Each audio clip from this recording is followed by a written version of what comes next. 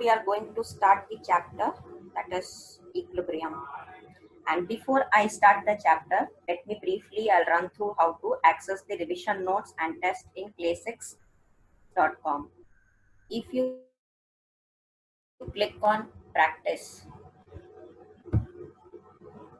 we have different packages available here. Since we are doing with NEET now, let us go to NEET Premium. And here we are having test for different subjects and one full test that is for NEET complete syllabus. In NEET full test, we have two sections. One, a test series which is prepared by Classix Tutor, and the other one that is your past papers. And at the top we have the revision notes. So once we click on the revision notes, it opens in a new tab, which I have already opened it since it takes little time. Let us start the session with our chapter equilibrium.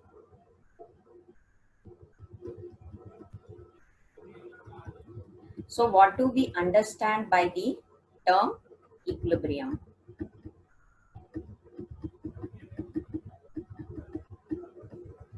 So equilibrium is nothing but we can say it is a state of process in which the properties like our temperature, pressure and concentration, etc. of the system is going to, or they do not show any change in passage of time.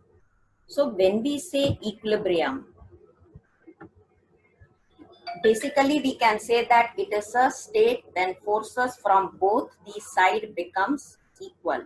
It is a state when forces from both the side become equal. In terms of chemistry, when we talk, equilibrium is nothing but the position or the state, you can say, where the rate of forward reaction becomes equal to the rate of backward reaction. That is, the speed or the rate of the reaction becomes equal at that particular moment. So when we say rate of forward reaction becomes equal to the rate of backward reaction, we should understand that when, or we can also say that it is a state when the concentration of the reactant becomes equal to the concentration of the product. Both the way we can consider it. And when we are talking about equilibrium, we should know what are all the types of equilibrium. When we are talking about equilibrium, we should talk about what are all the different types of equilibrium. So when I say types of equilibrium, possibilities are there. It can attain the state of physical equilibrium as well as your chemical equilibrium, or we also use the term ionic equilibrium. So when I say physical equilibrium, it is nothing but physical process. So it should be achieved in physical process. That is, whenever we talk about all the state variables, that is like your pressure, temperature, etc., they become constant. How can we say that that is a different state? We can say, like, for example, we say solid gets converted to liquid, liquid changing to gases, and solid to gas, different conversions of the state, that we say it as our physical equilibrium, where you can even talk about the boiling point, melting point, and so on. And when we are talking about your equilibrium where we are having dissolution of solid, also we can say. So when we say dissolution of solids, what do we say in that? When any solid is going to dissolve in a liquid, it is called as dissolution. And the most important part of this chapter, that is equilibrium, is the law of mass action. What do we say in law of mass action? That is, the rate at which a substance reacts is proportional to its active mass, and the rate of a chemical reaction is proportional to the product. So when I say law of mass action.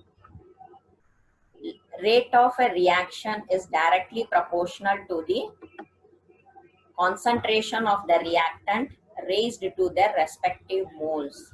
Concentration of the reactant raised to their respective moles. For example, if I say this, let us consider this as a chemical reaction. So obviously the rate will become directly proportional to the concentration of the reactant which is raised to their respective moles. So this we are going to consider it as the mole, and this is the reactant. So reactant raised to the concentration. So R is directly proportional to A to the power of, that is A to the power of A. So that is applicable to both reactant A as well as B, or we can say the product, because what is it?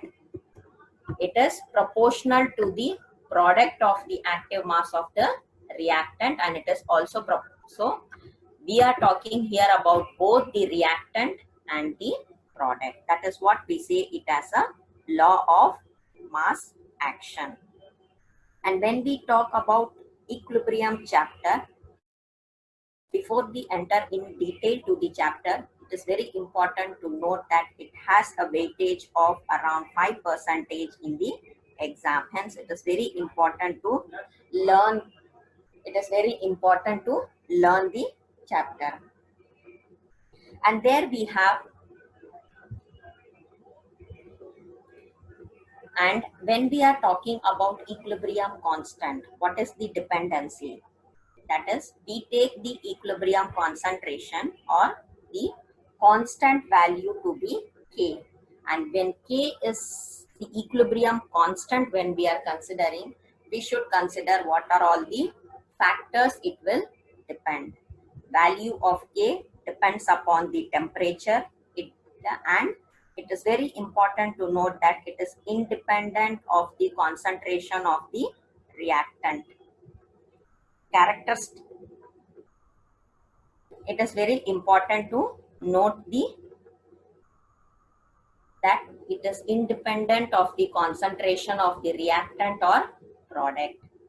And when we say equilibrium, that means rate of forward will be equal to rate of reverse. And yes, it is also important to note that catalyst will not affect the equilibrium, and concentration of the reactant and products becomes equal at the equilibrium. So when we talk about K, that is equilibrium constant, it is very important to note that what are all the factors on which our K value depends and what are all the factors on which K value does not depend. Because when we are doing the questions, it is not necessary that we need to solve the questions, or we need to, based on looking at the option, if we know the characteristics, we could easily answer the question.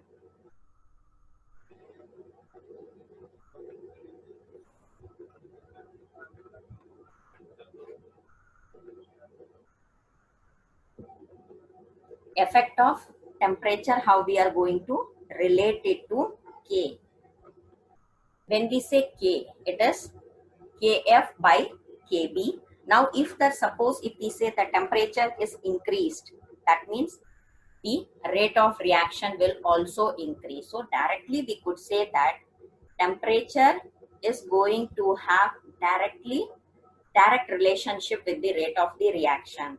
When temperature increases, rate of reaction also increases. So simple, we could conclude that temperature is directly proportional to the rate of reaction.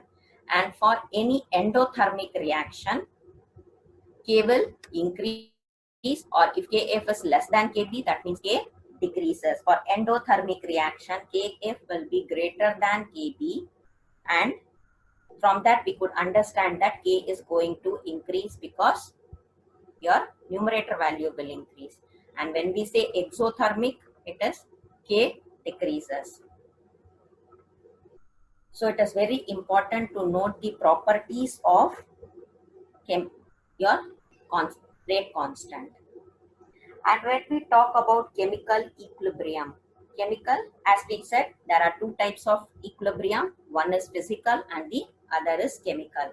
So when we say chemical equilibrium, we are having two types of equilibrium, that is homogeneous and heterogeneous.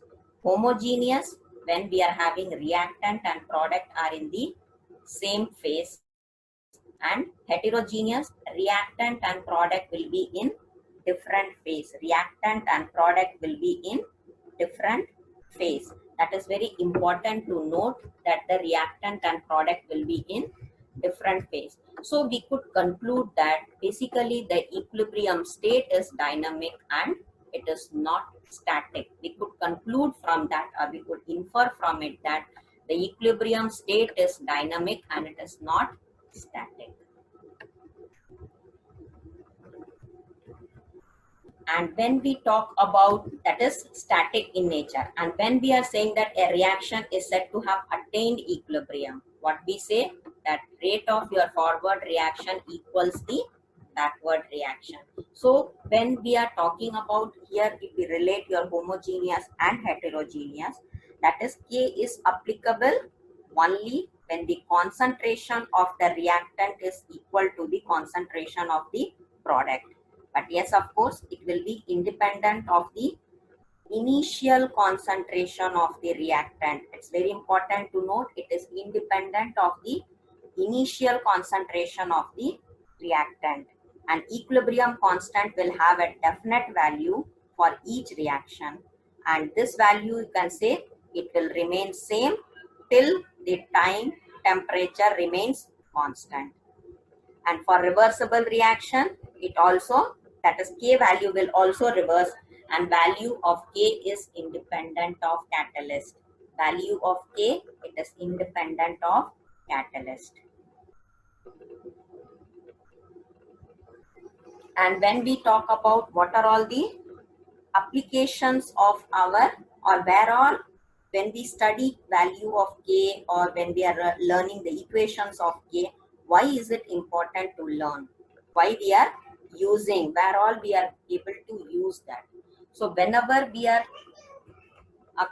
that is application, predicting the extent of reaction. When we say K value, it is helpful in predicting the extent of the chemical reaction. So the equilibrium constant, we can say it is directly proportional to the extent of the reaction. It is directly proportional to the extent of the reaction. And when we say value of K, that is how we are able to predict the extent of reaction.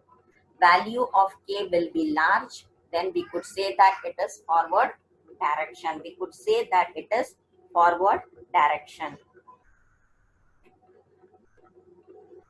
And when we say K is less, it is backward direction. When the value of K is less, it is backward direction. So K is less, it is backward direction, and hence they are predicting certain value of K, based on which we are able to decide that whether the reaction, or based on the K value when we calculate, we are able to predict the reaction status. If I say K is greater than 10 to the power of 3 value, we could say that the reaction is going to reach to the completion.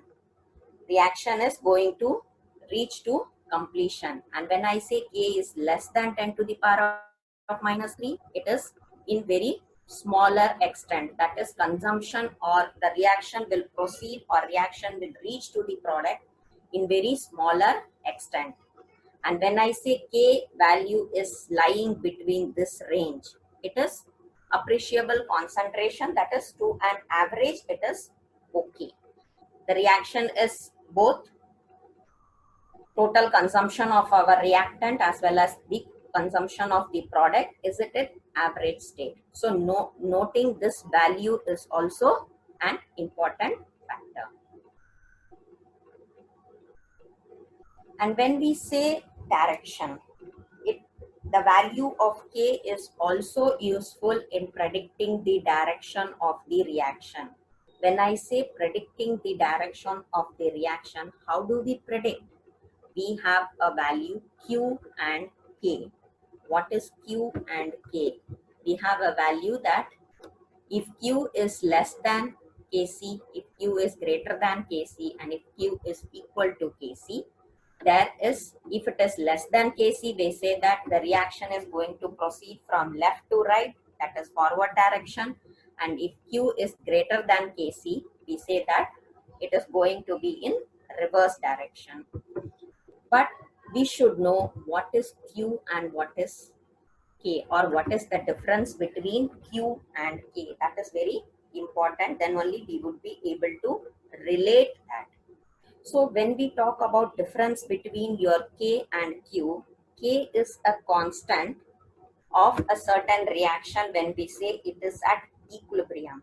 K is a constant when we say that if any reaction has reached to equilibrium, there we derive a constant value, or we calculate a constant value, and that is termed as K. And Q is a quotient of activities of your product and reactant at any stage of reaction. It doesn't matter that it should be at equilibrium.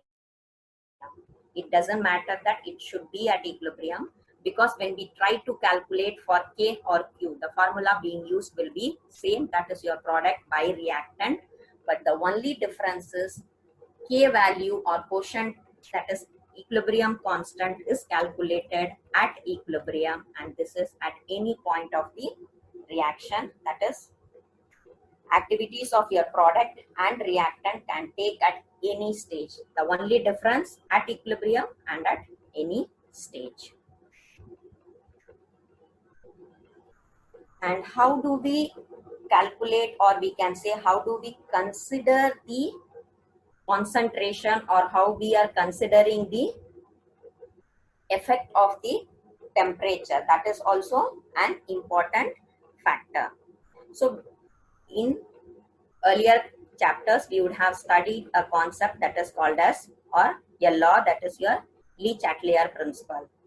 And Le Chatelier principle is the one which helps us to find out the factors which affects the state of equilibrium. The factor which affects the state of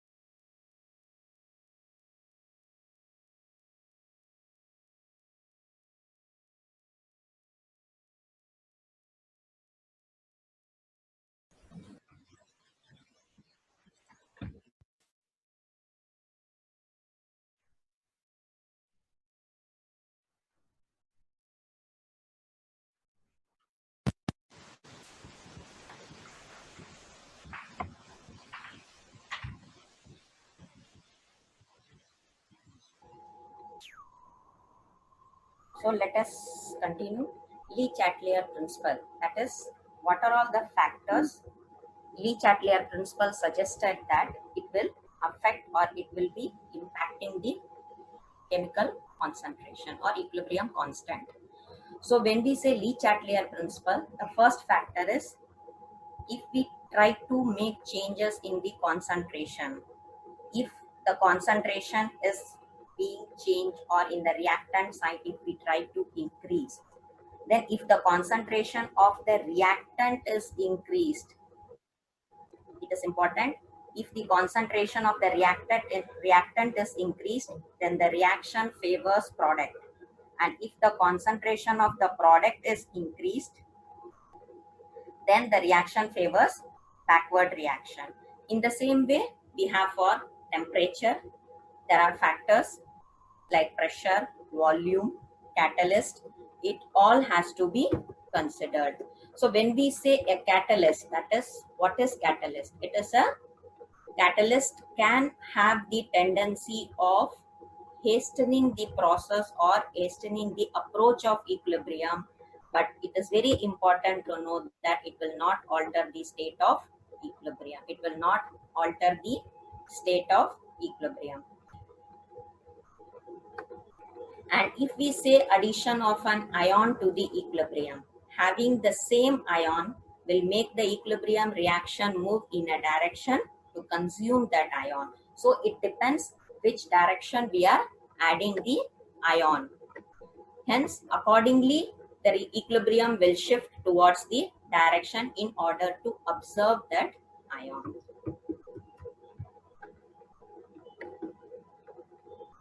And yes, it's very important to learn about the acid, bases and salt because we have questions in equilibrium related to pH.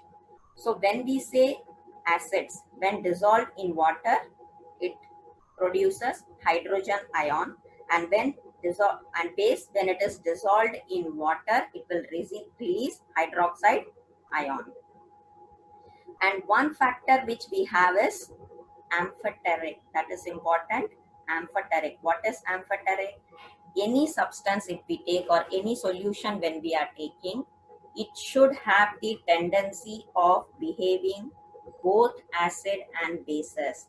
It should have the tendency of behaving as both acid and bases.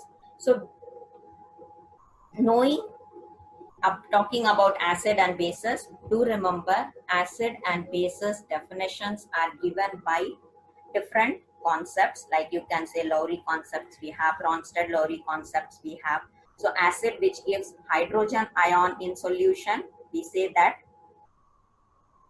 and base which dissolved in water will release hydroxide ions, and once again amphoteric, both which will be behaving as acid and base. So when we go based on the concept of Lewis, the same factor, that is same thing, acids are those which will accept a pair of electron, and base are those that are electron donors. So acid, base and salt, this has been defined by different concepts, but ultimately the meaning will be same. And each, like Bronsted defined acids in its own way, Lowry defined acids in its own way, and basic definition of acid we know sour taste this. So we are having different criteria, but the definition will be same. And when we try to express, that is when we are trying to express hydrogen ion in the concentration of the pH scale, pH of the solution, it is defined as negative of the logarithm or of hydrogen ion concentration, that is minus log of H3O plus.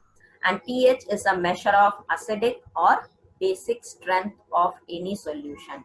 With the help of pH, we are able to measure the acidic, basic, or we can say the strength of the solution. That is, with the help of pH value, we are able to calculate whether the given solution is acidic or it is a neutral solution or it is a basic, and the values are, if the value is up to 7, then we consider it to be an acidic. If it is 7, it is a neutral solution, and if it is above 7, it is considered to be a basic solution. So all solutions having pH 4 to 7, I repeat, all solution having pH 4 to 7, it is considered to be a weak acid. It is considered to be a weak acid. And pH less than 2, if it is less than 2, then we say that it is a strong acid. And if the pH value is equal to 14, it is a strong base. And if the value is 7 to 9, it is a weak base. It is 7 to 9, it is a weak base. So when we are in numericals, they may ask us to calculate the pH value. Hence, we should know the relation, that is log of H3O plus. Acid base, the same thing. In the same way, we can calculate for acid also. And it is important that we should note two definition, or we can say three: protic acid, non-protic acid, and based on the number of protons we have diprotic, triprotic, and so what is protic? Protic acid means those which have protons, the acids which have proton, so we say it as protic acid. And non-protic, which has no protons. And diprotic, once again, if the count is increasing, that is, if we say 2 protons, it becomes diprotic. If we say 3 protons, it becomes triprotic. And what is hydrolysis of salt? What is hydrolysis of salt? So interaction of anion and cation of salt with water to produce an acidic or basic solution. Interaction of anion and cation of salt with water to produce acidic or basic solution. We say that it is hydrolysis of salt.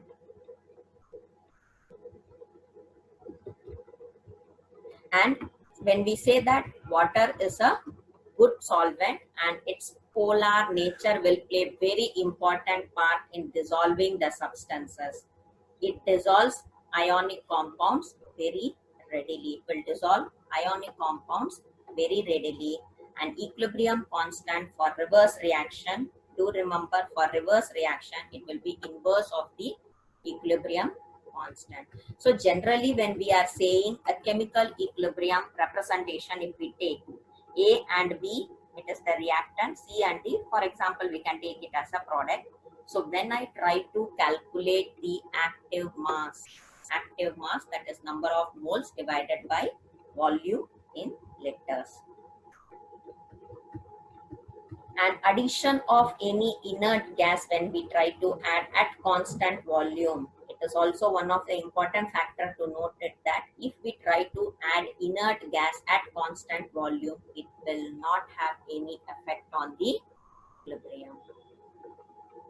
And acid, bases and salt, which are nothing but the electrolytes, or we can say conduction of electricity by their aqueous solution, we say that it is because of the presence of anions and cations that is produced by the dissociation. It is produced by the dissociation or ionization of electrolytes in aqueous solution, And when we talk about amount of the salt that has made the solution saturated per liter of the solution, that we say it as solubility of the salt, or we have a concept that is called as solubility factor. So when we are saying the total amount of salt that has made the solution saturated, that is, it cannot dissolve furthermore, which makes the solution saturated, we call it as solubility of the salt. And always remember, for any exothermic reaction, the value of Kc increase with the increase of temperature. Hence, we could conclude that the concentration of the product will also decrease. And for endothermic reaction, heat is being observed for any conversion of reactant into product. So if the temperature during the reaction is being increased, then the reaction will proceed with a greater rate in forward direction. So it is one of the important part of this chapter is we call it as buffer solution. What we say as buffer solution is, whenever we talk, there are many solutions which we said it has a pH value of 7 or 6 or 5, and accordingly we categorize whether it is a acidic solution or a basic solution. So there are some solution which has a constant value of pH, and no matter if you try to add, quantity should be less. If we add either an acid or a base to that solution, if I consider a solution X, and I try to add little amount of acid or little amount of a base, but the pH of that particular solution should not get affected. pH of that particular solution or pH of X solution should remain constant. In that case, if the pH of the solution remains constant, we say that it is a buffer solution.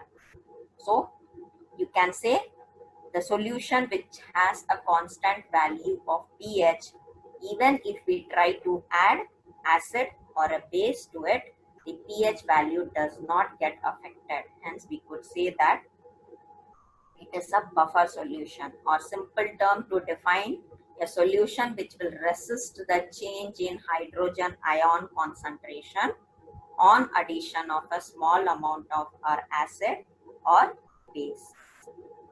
Hence, we say that it is a buffer solution, and by this we come to an end based on the concept of the chapter equilibrium. Once again, I repeat, the weightage of this chapter is 5%.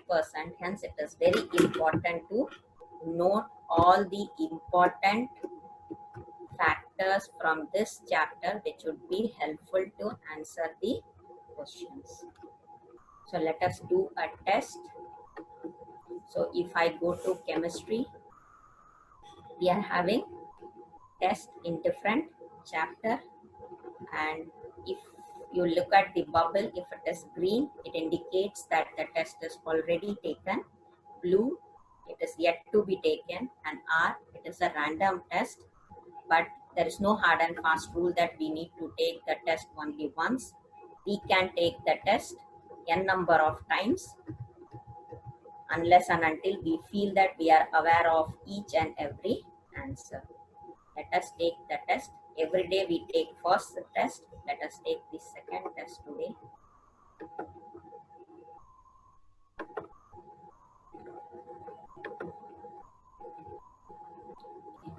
So here the question is, specify the unit of equilibrium constant of the following reaction.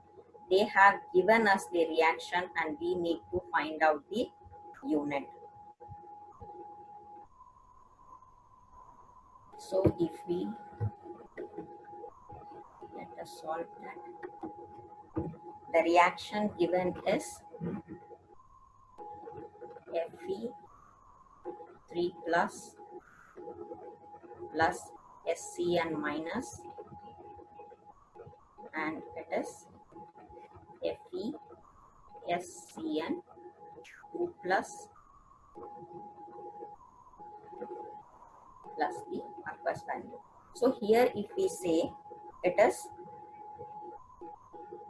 we have to calculate as per the question, it is equilibrium constant. So as we discussed, equilibrium constant is product by your reactant. So if we say K is equal to product Fe SCN 2 plus, it is in aqueous state, by Fe3 plus SCN minus. So it should be no plus here, it is in product. So when they have asked only the unit, hence it is known that it will be moles per liter. This is also moles per liter, and this also moles per liter. So one you can cancel it, and the leftover will be liter mole inverse, because it has to go from from denominator to numerator.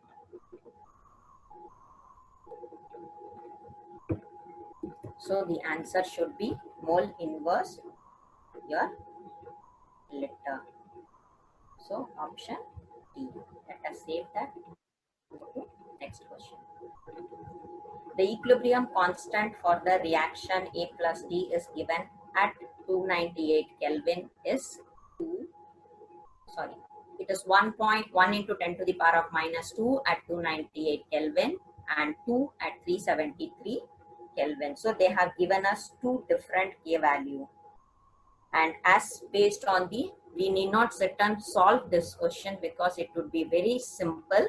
if we say that based on the Le Chatelier principle, what is happening? The equilibrium constant value is increasing. Hence, based on the Le Chatelier principle, we learnt a proportionality that if temperature increases on raising the temperature, forward reaction is favored. So, thus forward reaction, and we all know that forward reaction is an endothermic reaction. Here I focus that for your endothermic and exothermic. It is very important to make a note of it.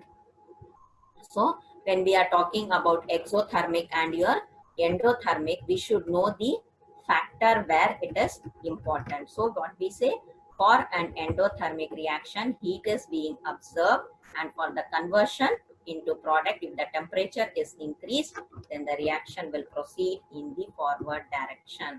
So it should be option as that, your endothermic reaction. Let us save that and go to next. The dissociation constant of two acids Ha1 and Ha2 are 3 into 10 to the power of minus 4 and 1.8 to the 10 to the power of minus the relative strength. It's very simple. Relative strength we could calculate by the formula as strength of the acid. That is first one they have asked us to consider Ha1 by your Ha2. So it should be vice versa. That is root of your K1 by K2. We could substitute the value as 3 into 10 to the power of minus 4 for K1 and 1.8 into 10 to the power of minus 5. Hence, we can, if we solve this, we get a ratio of 4:1. Let us see if we have. It is fourth option. But do remember, we should focus whether they are asking the ratio of Ha1 to Ha2 or Ha2 to Ha1. So accordingly, the option will change. It's very important to note that both the option is available. If we change the value, that is 1.8 by 3.0, we get 1:4, and if it is 3 by 1.8, it is 4:1. Save that and go to next. The value Ksp of HgCl2 at room temperature is 4 into 10 to the power of minus 15, and the concentration of Cl minus ion in its aqueous solution at the saturation point. It's very important to note at saturation point. So we could calculate the solid value of Ksp. So when we say value of Ksp, that is the equation is HgCl2. It is going to give us Hg2 plus 2Cl minus, and they have given solubility is X. That means Cl minus, it will become is equal to 2X. So your 4X cube is equal to Ksp. That is nothing but the solubility product. And X value, from this we can calculate it as your Ksp by 4 the whole part, 1 by 3 because it is cube. Hence you will get an answer as 1 into 10 to the power of minus 5 mole per liter. 1 into 10 to the power of minus 5. Let us save that and go to next question. It is, if pH of the solution is 5, to this solution sufficient acid is added to lower the pH value. Sufficient acid is added to lower the pH value. So when I say the basic formula or simple formula in order to calculate the pH, it is pH is equal to your H log of minus log of H3O plus ion. So here they have given us the pH. That means we can say H3O plus is equal to 10 to the power of minus 5. And second change, that is on adding acid, what happens? It is H3O plus is equal to 10 to the power of minus 2. And but we have to calculate only the increase in value. Increase in H3O plus, it will be obviously increase value when we say it is equal to your 10 to the power of 3, or you can say 1000 times. So our option should be D. Let us save that. Next. A solution was prepared by dissolving this much mole of BaOH2 in 100 ml of solution, and if the base is to ionize completely, the POH value, what will be the change in POH value? So when you write the equation for BaOH twice, it should become as BaOH twice is giving Ba2 plus OH minus. So concentration of BaOH first we have to find out. So when we find out that, they have given us the value as BaOH twice. If I try to calculate, it has given us 0.005. So it to 10, that means it becomes as 0.005. And when I say OH minus concentration, in the same way you can calculate it. And when we calculate the OH minus concentration, once again it is 2 into R 0.005 value. So we get, and POH, the formula is your minus log of POH. Formula says as minus log of OH minus, which is nothing but minus log of 10 to the power of minus 2, means that we could say it is 2. So it is important to calculate the value of both the concentration, that is your OH and OH minus ions. So answer should be 2. Save and next. Here again they have given us the pH of 0.1 m solution of NH4OH, and that has a dissociation constant. So immediately we can say OH minus, we can calculate it as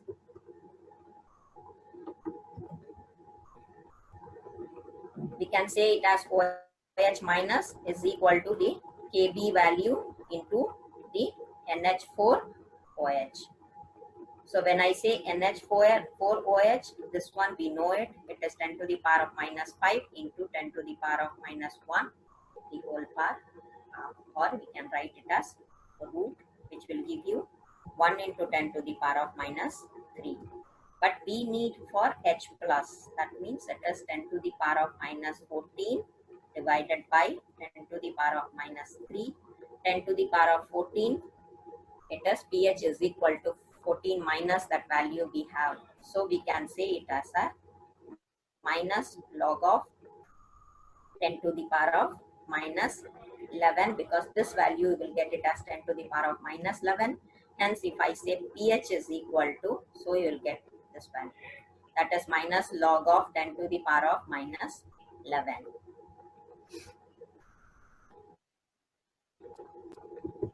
So we are having 10 to the power of minus 11.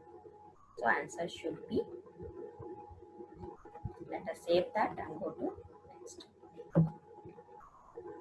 To 10 ml of aqueous solution, some strong acid having pH is equal to 2 is mixed with pH 4, the pH of resulting solution. So this is just to 10 ml of aqueous solution, some strong acid having pH is equal to 2 is mixed with pH is equal to 4. pH of your buffer solution will remain almost constant when we try to add small amount of acid or a base. Hence the pH will remain same. We could say that it is the same. So answer should be D. Let us save that and go to next. The pH value of gastric juice in human stomach is about 1.8, and in small intestine it is about 7.8. The pK value of aspirin is 3.5. So what should be aspirin, or what will be aspirin from the given option? So we are given a pKa value as 3.5, and so we try to find out, as like we say pKa is equal to 3.5, hence we can say as log of Ka. If I calculate, it becomes 10 to the power of minus 3.5. So Ka of aspirin here, we can say that it is very small, so as such it will be a weak acid, and in presence of strong acid, that is our gastric juice, whose pH value they have given as 1.8 in stomach, it will be almost unionized.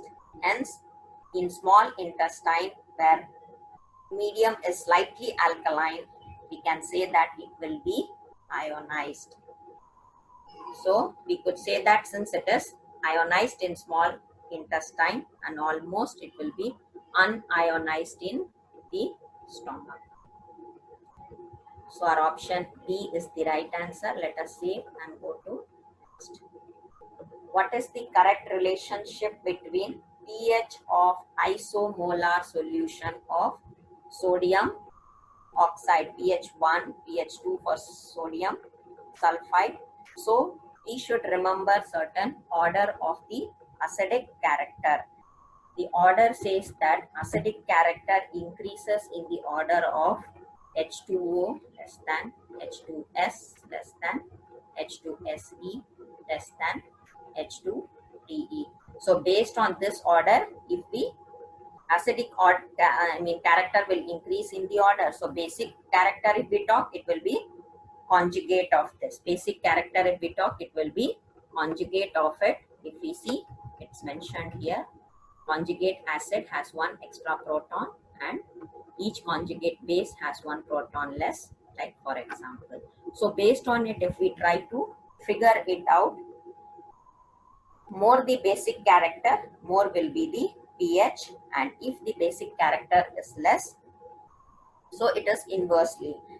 And based on this order, from here the given pH value, the question they have given the pH 1, pH 2, so accordingly match and then rearrange it.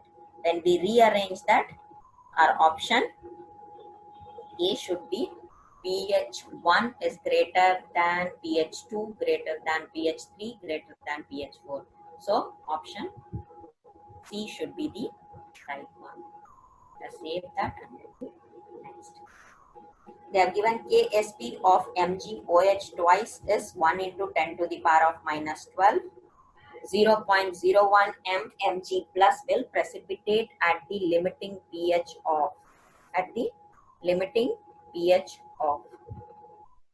So they have given simple, they have given us the Ksp value. So when we say MgOH twice, that is MgOH twice is equal to Mg2 plus and OH minus twice, which is equal to 10 to the power of minus 12. So 0.01 and into your OH minus, this is an unknown value. So 10 to the power of minus 12, or you can say 10 to the power of OH value. You could get it as 10 to the power of minus. Just we need to substitute the value. It is given in the question, and final value 10 to the power of Ks, that is minus 12. They have given us the Ksp. So in this, if you try to calculate, the important is we have to calculate the H plus. So we can say your K by your OH minus. This is a fact that it will be 10 to the power of minus 14, and this will be 10 to the power of minus 5 as we have calculated. Hence you will get 10 to the power of minus 9. This you are getting for H plus, but what we need it as pH. So it becomes log of, that is minus log of your H plus. Hence we can say that our pH value will be equal to 9. If we look into the option, is third one. So let us save that and go to next. pH of m by 100 NaOH solution, they have given pH of m by 100 NaOH. So it's very simple to note that if I try to calculate the ionic product of water, that is formula says as AW is equal to your H plus and your OH minus. So when I say OH minus, it's equal to your NaOH, NaOH, and that is equal to 10 to the power of minus 2 m. Hence, if I try to calculate H plus, simple formula, it is your Kw by OH minus, which is equal to 10 to the power of minus 14 divided by 10 to the power of minus 2, that is equal to 10 to the power of minus 12. So if we this is the value of H plus, but we need pH, and take antilog of this, which will be equal to 12. Option A.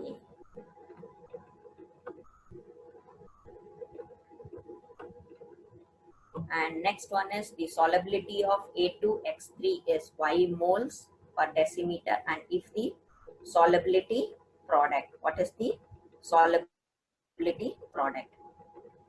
So it's very simple. As earlier also we did a similar type of question.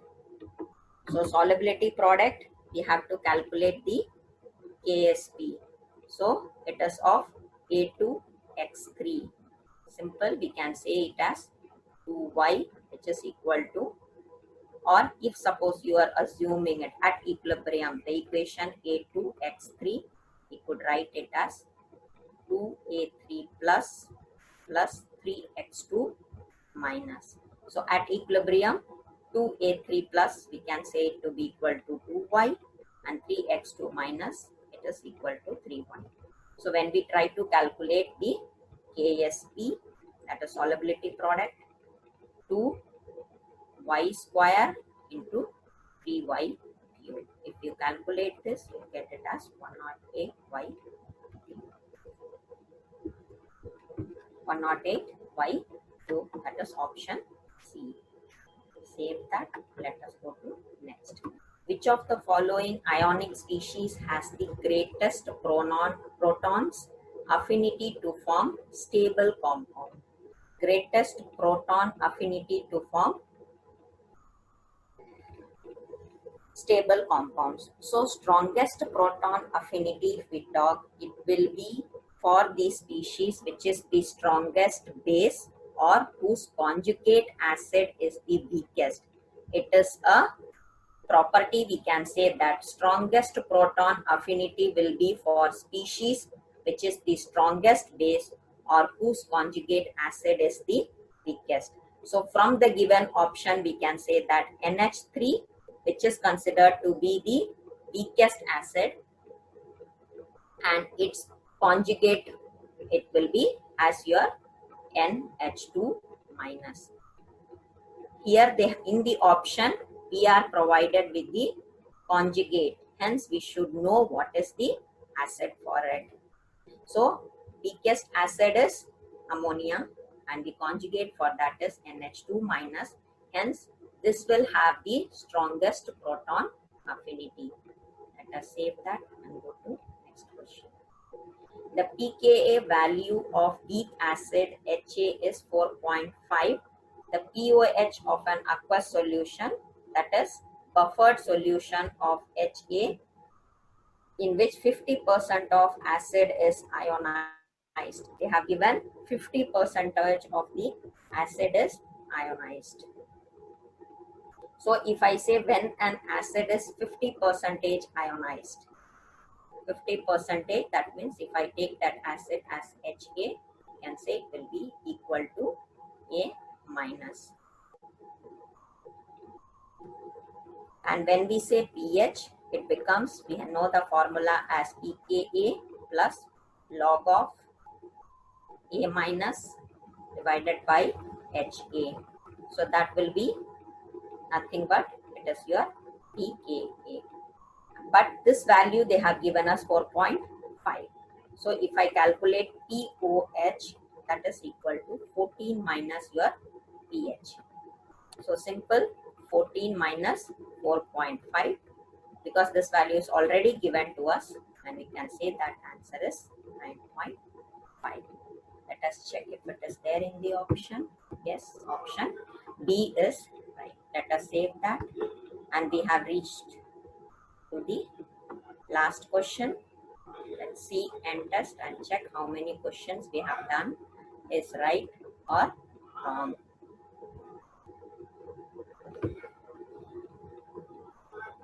So here 14 questions are correct. One maybe. While clicking the answer, we would have marked the wrong option. So green will indicate that it is the right option. Red color indicates that the answer given is